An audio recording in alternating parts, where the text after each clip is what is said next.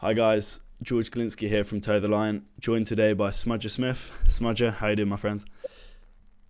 Good. How are you? Good man, yeah, all good. I wanted to start this one off. We've discussed this a lot off camera, as you can expect. Hubert Geven. There's a little bit of beef there. Obviously, that's just been announced for BKB 22. I want to read out a few of my favourite quote of the beef so far. He needs to stop eating beef and go vegan. That's quite clear. His diet's quite clearly not working. He needs to crack on with me and get down to 72 kilograms. This is my favourite one. This accompanies a nice picture of Hubert cuddling a belt in bed. Now then, my breadstick fingered foe, the only belt you're getting on the 23rd of May are coming from the end of my arms. Good luck with the belt you've got in bed with you. It looks like it's not in the mood. P.S. Some weird fetish that, mate. Call your local. So, obviously, you can take it away. You don't like each other. How did this start? Well, before we crack on, I've actually decided to try the belt fetish, and I've got my own little belt. It's a bit of a skinnier model. It's a YSL one. I slept with it last night, as Hubert did with his belt, and it was quite comfortable. It was nice. I felt really wanted. I felt really safe with the belt on. So, but the belt I've been getting on the 23rd will be a lot thicker than this, so yeah, we're alright. I don't like him. I think he's a bit cocky. He's very, very cocky. He's very cocksure of himself in the fact that he thinks that he's going to demolish me, and I think he's looking past me, and rightly so. You know, he's got a confidence about his ability, but I just don't think his boxing ability is that good. I think he's dog shit, if I'm honest with you. He stands square on. He didn't move on angles. He's quite easy to hit. Safe to say you weren't impressed by his performance against Mark Rose then? Not all, no. I mean, this has been discussed before. I think that Mark Rose let him do it with him. And I think Mark's a better fighter than he showed that night. A lot better fighter. So yeah, Hubert Geven. Good luck to him in his plasticine hands. Mine are going to be hurting him on the night. Does it add motivation to the fight? You know, not liking the opponent, or does it not really play a part? Nah, to me it can play a part. Just because I train my back off anyway, and so whatever you get on the night is what you're going to get regardless. I think it's just I'm not really into all this ticket sales like for a bit of beef and that, you know, grudge matching. But this is a bit of a grudge match now. It's known to everyone that I'm not too keen on him. I never actually saw any proof of his injury. He's still wearing that plaster of Paris now, what he bought at the Hobbycraft shop, as far as I'm aware. So as far as I'm concerned, he never actually broke his hand. He just couldn't make the weight. And I'll prove just how much of a fighter he is and what sort of fight I'm on the 23rd of May. 100%. And there's been a bit of speculation about weight, the injury, and so on. Obviously, it pulled out. When was it? Was it a few days? 3 days? 2.5 weeks before. Oh, it's 2.5 weeks. Jeez. Just after Christmas, basically, just after New Year. And so you got the call. You had a replacement fight. Can you talk me through that and sort of what unfolded there?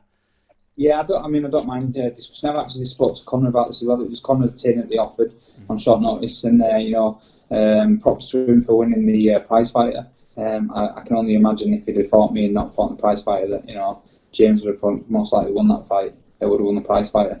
So I feel a bit guilty, really, in a weird sort of way. But taking nothing away from Conor Tierney, he come in 2.5 weeks' notice and did what he did. But what my camp was saying was, you gain nothing from beating him or losing from him. You lose a lot. You lose the stigma of the prize fighter, and he's got an excuse if he does lose, which I get that. But I mean, I discussed this with him on the night, the prize fighter, and I told him what the views were, and he understood and said, you never know if I win tonight, and you win your prize fighter, there could be a fight there. So, be as it may, that might be a fight to make in the future. But I mean, I'm looking for a title shot just like he is now. I know I've not won the prize fight yet, but I don't see me losing it at all.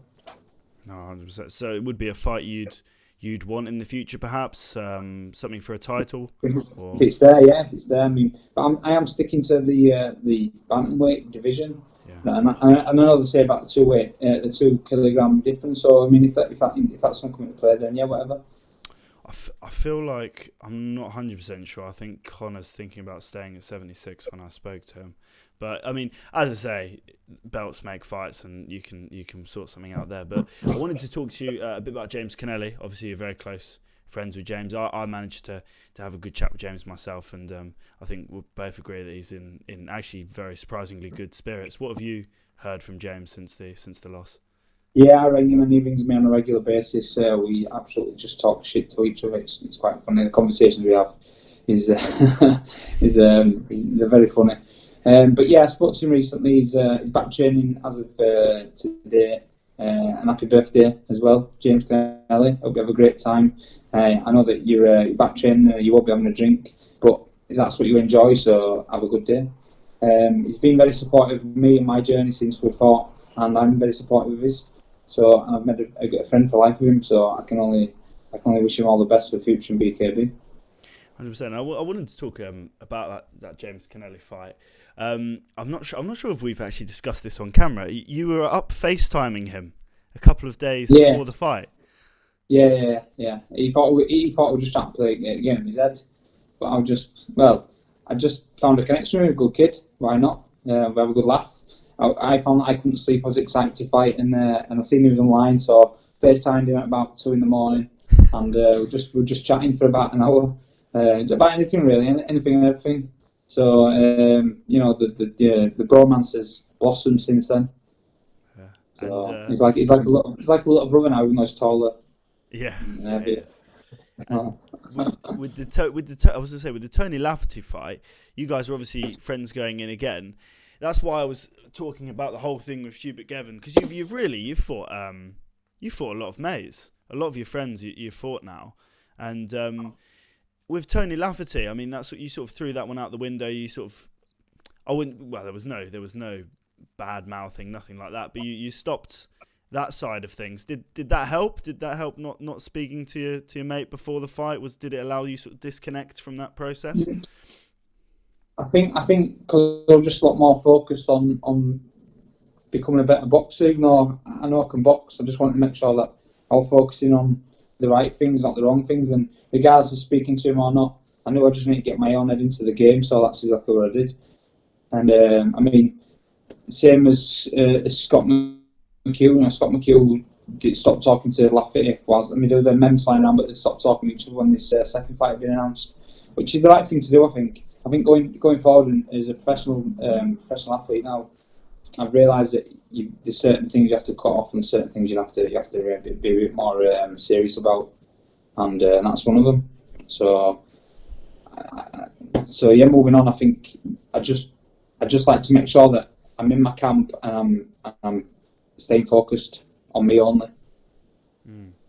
And about Scott McKee, what's interesting, he's now fighting for the British bantamweight title against James Lilly. A very exciting fight with the Lafferty pullout. Very sad, but we've sort of made way for an even better fight. Yeah. He ties up. He ties up the belt at your division. Is that a fight? Would you fight Scott McKee? Yeah, I knock his fucking head in, little div. I already told him. I said, and once again, this sounds shit me saying this because I get on with James Lilly, but I think that Scott at that weight division would be too strong. I mean, Rocky and him at the 69 kilo, Rocky found him difficult. He even said himself. Rocky beat him. Don't get me wrong. That was the win on his side, but he didn't get all his own way. And I think a stronger Scott at the higher weight division, which is where he sits naturally, at the 74 to 76 kilo, I think be too strong, and no matter what James hits him with, he's just going to rattle his cage and he's going to hit you harder. So I think it makes for a good fight with Scott. Like we have discussed this with a bit of a giggle in our conversation. I did say, look, you just keep the belt warm for me, and when he calls for me and give you a good idea, I'll be there.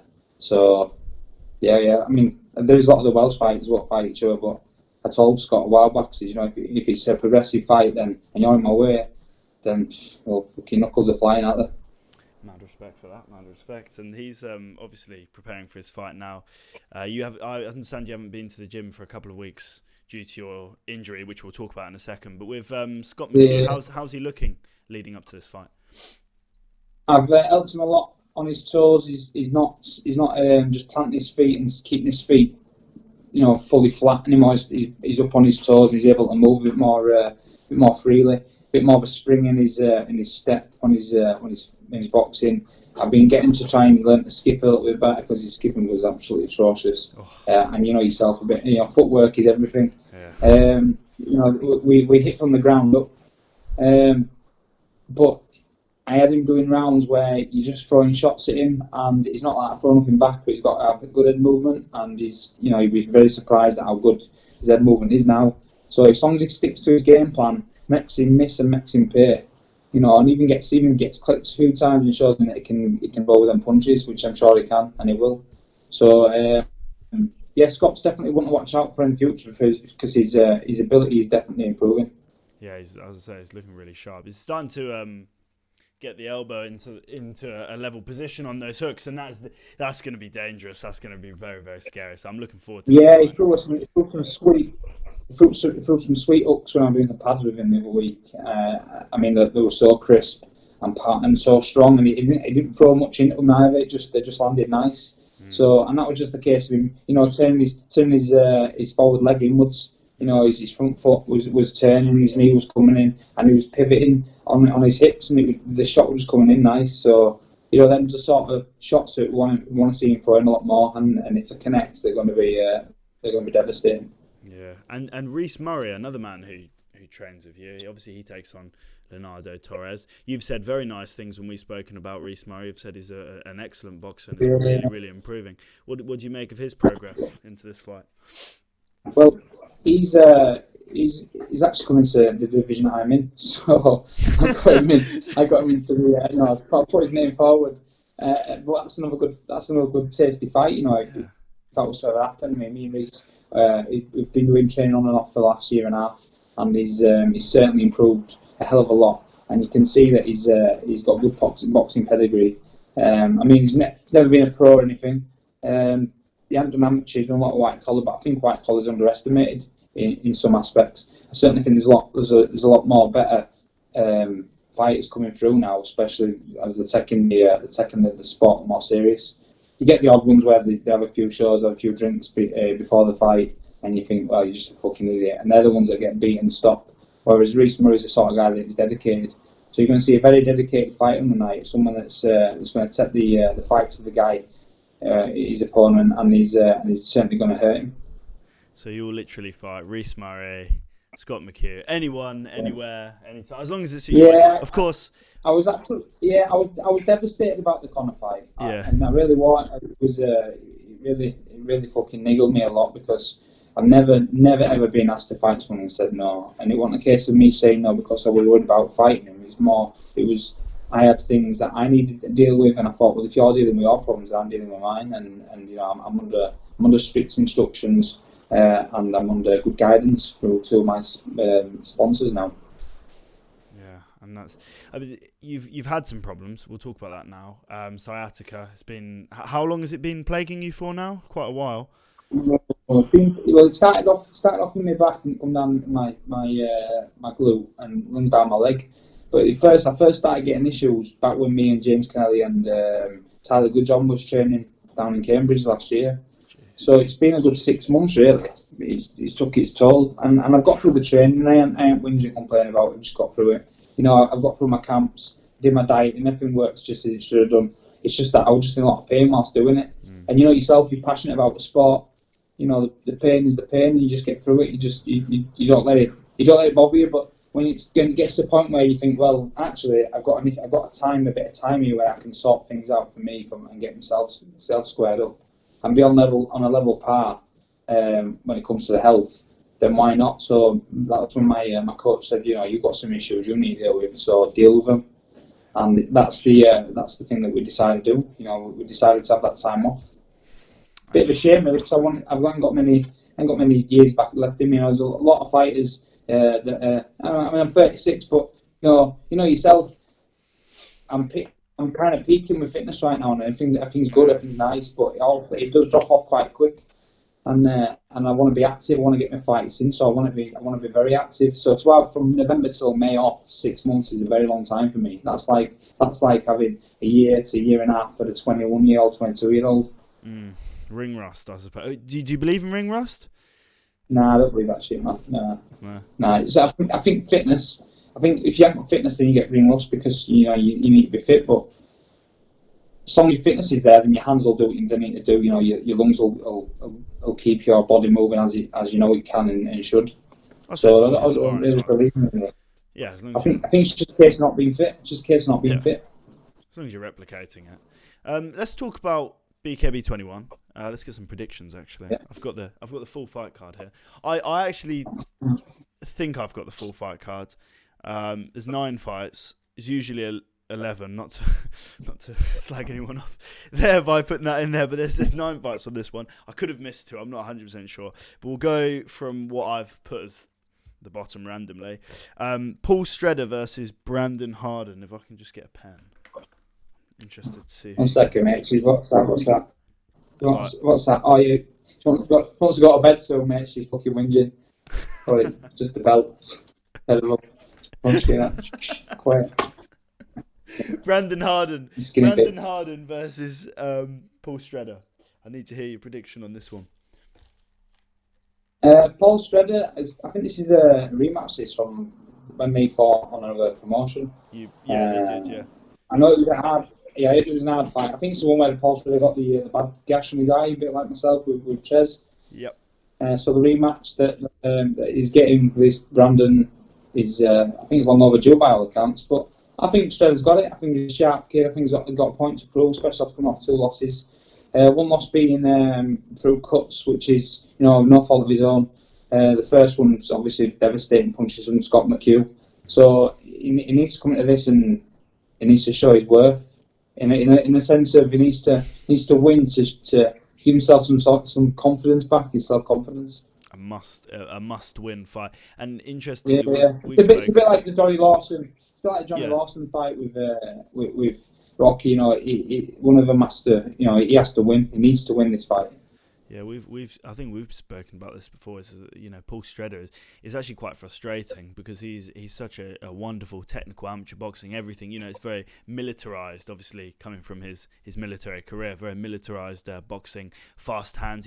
He looks so much better than a 0-2 fighter, but I guess that is the nature of BKB. So I would actually agree with you on that one. I won't give away too many of my predictions on the BKB show because I did promise I wouldn't do them anymore. So we'll just we'll pretend that I didn't say that. So Mickey Parker versus Dave Thomas. That's a British title fight as well. Who have you got for that one?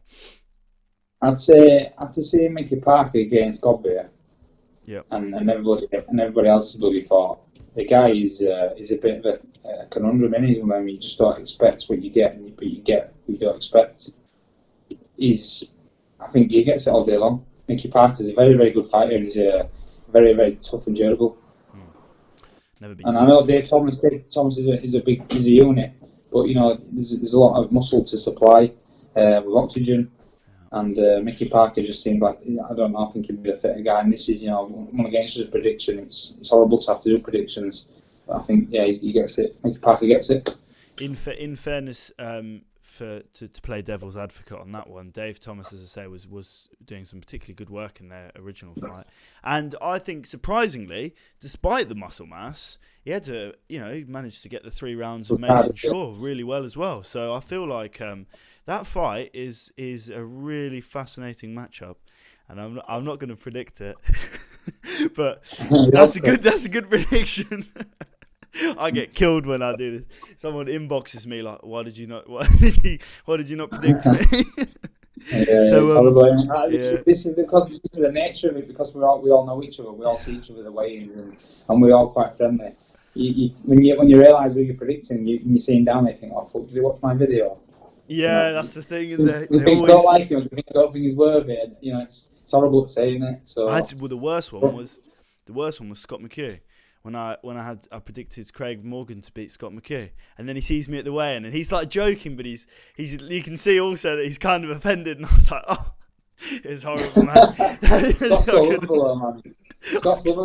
I'm surprised he cuddle each other.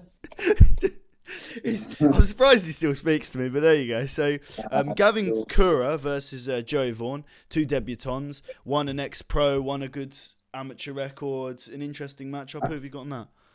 Couldn't say, mate, but so I'll just take a guess at this. So I'll say Johnny Vaughn. Yep, the ex-professional and a training partner of Paul Hills, who's getting him in shape. Getting him in shape for this fight, and actually revealing to the people at home, is training me this weekend. I'm actually staying around Paul Hills's gaff for the weekend, training there. Don't be taking a fucking punch of anyone, mate. You get spread across the floor. Well, do you know what the worst thing is? We're sparring, and my new gum shield hasn't come, so I'm doing the old boil and bite again. So these are going. You should be in jail, man. You just get some toilet roll, put it around your mouth and push it down. Prison guard. I'm just going to use my tongue. My tongue will do. My tongue will be fine. Yeah. I'll just be speaking like Louis Spence at the end of it. So, next one. One of your lads, Reese Marie, against Leonardo Torres, experienced Argentinian mixed martial arts. K1. I say Reese Marie. He's strong, he's crisp. He can move at angles. He can switch. He's a good switch hitter as well, is Reese. So it can make you think on your feet, make you have you change your style just to try and beat him on his style. But he's a bit tricky. I've sparred with him many times, so I know he's definitely improved. And he's a good boxer. So just all depends on how it feels when he gets hit with bare knuckle, and it's exactly the same as the other guy. As the other guy bare knuckle, most likely not. And if he hasn't, then it's going to be the same. He's going to be one of those who can take him and keep moving. A fight I'm very much looking forward to because, as I say, both you and Scott actually said that he was the most difficult guy he's sparred so far. Obviously, he's sparred you, but you guys get to know each other by now. How many rounds? You couldn't really estimate how many rounds of sparring you and Scott have done together. No, we don't fucking loads, man. We absolutely battered death out of each other. Thousands, maybe? No. Hundreds. Yeah, no, I'd say thousands. I wouldn't say thousands, but we've done plenty. We've done enough. Yeah. Done enough. Yeah. Thousands would be a bit over the top there. That was me not thinking. Chris Rice versus Rocky Holmes. Done a million. Chris Rice versus Rocky Holmes. Another 2 debutants. Chris Rice obviously was on the podcast recently, and Rocky Holmes is actually a Geordie. We haven't had a Geordie on the books for a while since McCrory. Yeah, I'm going for Rocky Holmes. Yeah. Northern lad. And I think Chris has been out for about 5 years. This is going to be a really interesting one for him. But Rocky Holmes hits like an absolute freak. But they also have fought. I've seen him training, yeah. Yeah, they have fought actually before. A long time ago. Yeah, they fought in the mixed martial arts. It was a first. I think Chris Rice, he won it by first round corner stoppage due to a broken arm from a kick. So it wasn't really a conclusive ending to that. It's kicked something exactly. It's not for no kicks in this game, and if Rocky Holmes, it's like I've seen him hit on them bags and pads. And yeah, I think it's I'll go for Rocky then. 100%. Definitely. And the return of BKB's, the one that Tyler Goodjohn says is his biggest threat to the BKB's most attractive fighter. We'll have to do a rerun on that one for Katie Gunn. Darren Hendry against Darren Godfrey Jr. I don't know the other guy, I haven't really seen much of him, but from what I saw Darren last time, and the fact that I know he's got good ability. And body shots he gives him a fucking pacing. I think Darren's got it. Yeah. As long as he brings the same fight as he did last time, he turns it on and keeps it on. Then he wins. For Darren Godfrey, just for those who don't know at home, I think he's pretty sure. I'm quite certain in saying he actually kickboxed for England, so he's got a very good kickboxing resume. A very very tight. Yeah. I know the kickboxers though, you either throw loads of punches or throw loads of kicks. You don't really find one because an equal amount of both. Yeah. And the kicks are more devastating than the punches normally, and that's why they stick to the kicks, don't they? Yeah, with the Mark so it all depends. In the sense, Yeah, it all depends on what sort. Yeah, it all depends on the sort of. All just depends on the sort of fighter he was. You know, if he's all legs or punches. And please stop squeezing Mark Navarro's name in every fucking interview. Can't my day. I just seems to find a way, doesn't it? I miss him every day, even though he put a I think, what did he call me? An lying bastard, man. What did he call me? A bell end or something? Oh gosh, it's the first time I've said anything remotely vulgar on this interviews. Yeah, well, he's got an haircut. He's got an haircut like a lollipop's been thrown through a fucking hair just as far. That's a Scott McKee line. You can't take that. It is. That's it. All right, so nicely. That's led us on nicely. We've got actually Scott McKee versus James Lilly next. So I'm very interested to hear who you've got this one. I want a nice technical breakdown of this one. Well, so breakdown is Scott. You're going to see a much more manoeuvrable Scott McKee. He's not going to be just leaning in with his chin in the air this time. He's going to be slipping and moving. He's going to be throwing some nice straight shots, not just throwing fucking up from weird angles. He's going to be more composed on his toes. He can hit and move a lot more. And if he don't, I'm going to give him a fucking beating anyway for not doing what he's been told he needs to do and what he can do. James Lilly, the way he can win is, by not getting involved. Because if you get involved with Scott, you're getting hurt. So, if he wants to evade him, if he wants to hit and evade, that's the only way he's going to beat him.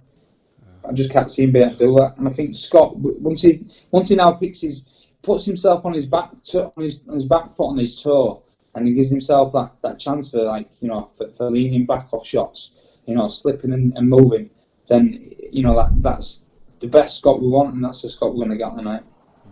100%. And he's a guy who's really been very elusive and light on his feet and not really sitting down into his shots, and now just seeing the massive improvements in his boxing ability. The fact that he's literally virtually killing people without, the correct technique, I suppose you would say. It's obviously, not terrible technique by a long shot, but it's not boxing technique by any stretch of very stiff and rigid, because that's how Thai boxers are. They're taught to just take one and give one, take one and give one. They'll stand, they'll throw a kick, they'll put the feet down again, and they'll wait for one to come their way. But whereas now, as we've got Scott moving back and forth on his toes, left and right, he's slipping. When someone throws a jab at him, he's slipping back, coming back with counter punches now. He's doing all the things that he should be doing. So I can't wait. I can't actually wait to see how he boxes on this one. No, I'm gonna go out there on the limb and say that Scott McKee is going to be a world champion at some stage. I think he's definitely. I hope he will be, mate. It's just all depending on how long his knuckle holds him up now, because it's not fucking knuckle. It's weird. How has that happened? How has that happened to his hand? Do you know? I think he was wanking his dog off. And he eats it on the floor. I don't know. No. I really don't know. I think he probably lost his key for his door and punched his door through. Yeah, it's just there's many a tale of why Scott McKee's hand is like it is. Maybe when I interview him, he'll tell me. Some say that he didn't want to go to work one morning and he punched his wall and his house fell down.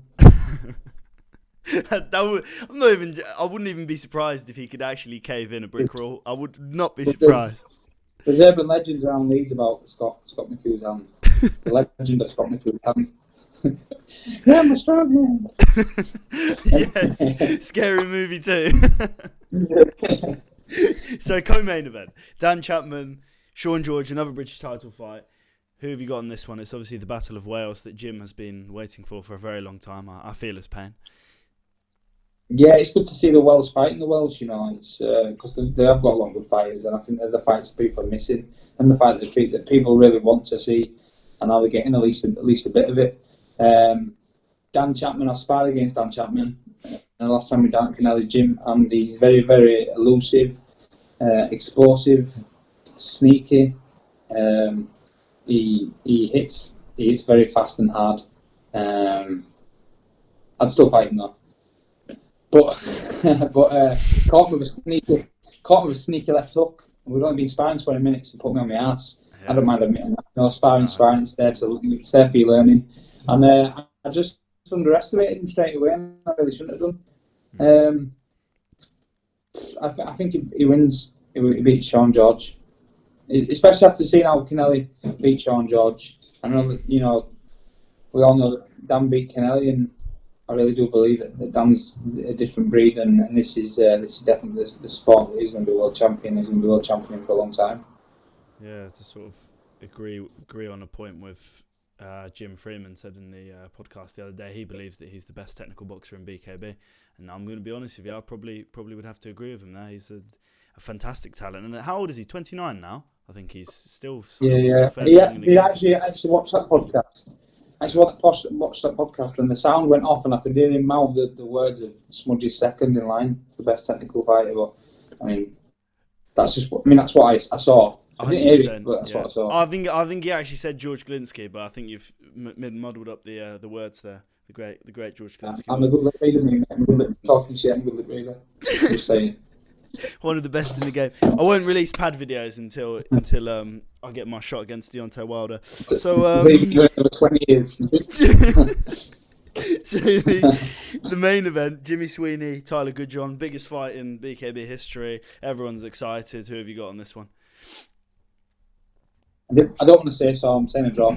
A draw. You're not gonna keep yourself. Milkville on this one. He's probably the biggest fight that's happened for BKB and will be for many years until I get the world title shot against one of them. Ooh. But I think I think it's going to be a very good fight. And that's all I can really say.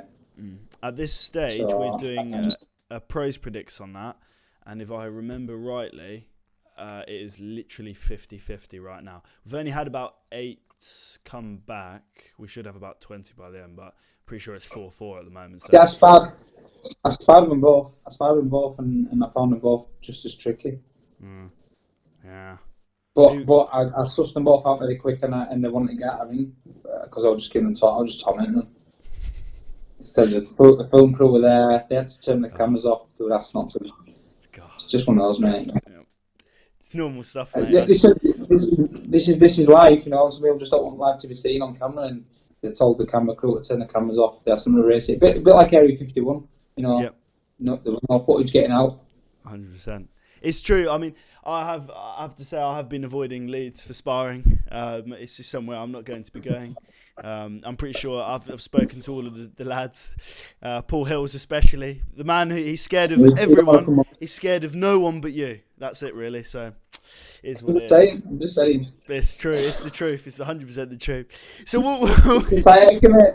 Sciatica. It's just happening. It is. I don't know if it's contagious. I don't know. I'm not sure. I have no clue. So that's the actual reason for me.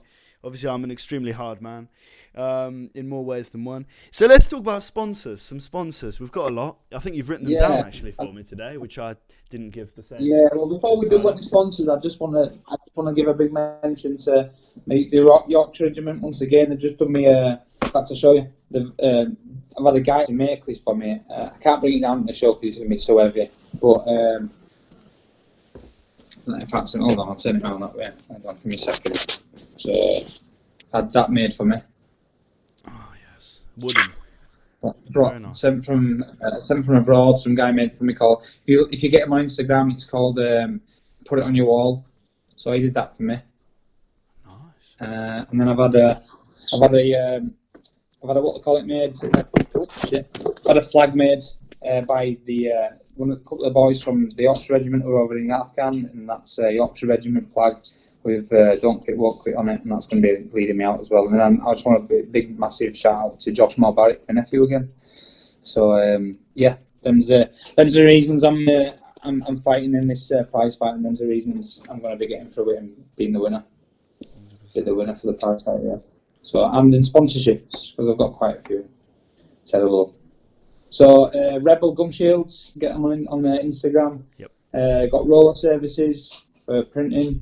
TKM Sport for all your sporting goods and equipment. You want to get on tkmsportlimited.com. .co.uk, sorry. And there's all sorts of goods on there.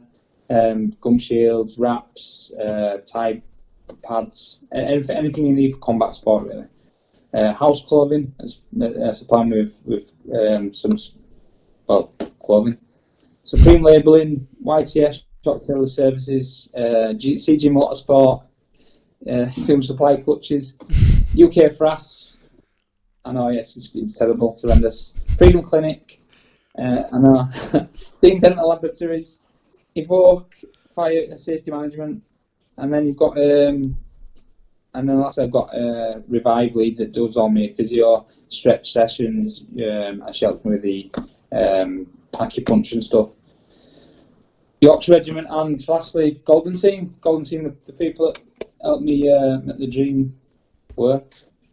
They're my little church down there in Hunslet, and they're very, very good with all ages and all types of boxers and abilities. So if you want to come down to Golden Team and learn a bit of boxing, or if you've already got a bit of ability and you want to test yourself against some of the fights down there, then come down, because it's just one big family, one big happy punching each other family. Fantastic. A meaty list of sponsors there, I have to say. Very impressive. So, yeah. Yeah, they just like to get behind me, the people of Leeds. I've got a lot of support. I really can't complain at all. There's people who've got less support than that, and they're having to do this very same sport, and they don't. They have to do it all by themselves. James Canelli started picking up some good sponsors recently, which is good for him. He's helped him out massively. So yeah, it's if you don't want to sponsor any of the other boxers, any of the BKB fighters, then get in touch, because we're getting mad views now, really mad views, really in the millions. And so if you want to get your company out there and seen on a large platform, and BKB's becoming hot in it. And a special shout out to Johnny Lawson and John Hick as well, who actually, believe it or not, don't have any sponsors, which is crazy at this level. No. Johnny just fights on lastminute.coms every time, doesn't he? Yeah, he does. They both do. Yeah, it's a bit shit for Johnny Lawson, isn't it? Because Johnny Lawson's been in this game quite a while now. He's had seven fights. Seven fight, yeah. Because he's one in front of me, isn't he? He's fought everyone, so it's gutting. I mean, in my BKB 20 post-fight reflections, which is actually coming out tomorrow, I think. No, this is coming out tomorrow. Then it'll come out the next day. Only because I haven't had any internet. Like, I have genuinely done that in like 4 days. It's just I haven't had any internet. I swear on my life. We have all of their we